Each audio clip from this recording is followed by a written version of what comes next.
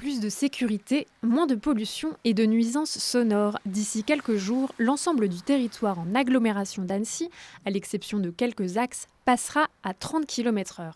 Environ 95% je dirais, de la ville va par défaut être limitée à 30 km/h. Et en fait, sur certains gros axes, on va laisser la circulation jusqu'à 50 km/h. Typiquement, un gros axe tel que l'avenue d'Aix-les-Bains ou encore le boulevard de la Rocade intérieure avec l'avenue de France, l'avenue de Gambetta, mais aussi le nord de l'avenue de Brogny. Annoncée cet été, cette zone 30 devrait permettre d'apaiser la ville et d'assurer une meilleure cohabitation sur la route. Autre objectif, encourager l'utilisation du vélo et du bus. Mais cette décision interroge certains Annéciens.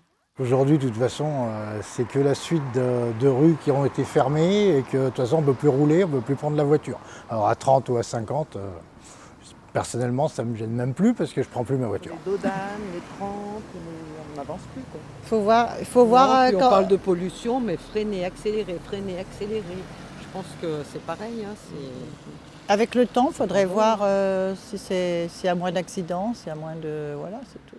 De son côté, la municipalité justifie cette mesure par le succès rencontré de l'extension des zones 30 dans des villes voisines comme Chambéry, Grenoble, Lyon et Bourg-en-Bresse. Il y a vraiment une volonté de sécuriser davantage ces axes-là, de mettre plus en sécurité aussi les parents, les enfants qui veulent aller à l'école, où ils ne se sentent pas forcément en sécurité quand ils se font frôler soit à vélo, soit à pied par des véhicules qui vont vite. Et globalement aussi, ça réduit les effets accordéon et donc finalement la pollution. Et c'est peut-être moins instinctif, mais réduire sa vitesse et avoir une vitesse plus constante permet de limiter la pollution. Il y a effectivement des taux de mortalité qui sont plus élevés, plus la vitesse est élevée. Donc, un piéton par exemple qui aurait une collision avec un véhicule à 30 km/h a 2 chances sur 10 d'avoir une collision fatale et d'en mourir, alors qu'à 50 km/h, on est même à 9 sur 10 d'en décéder.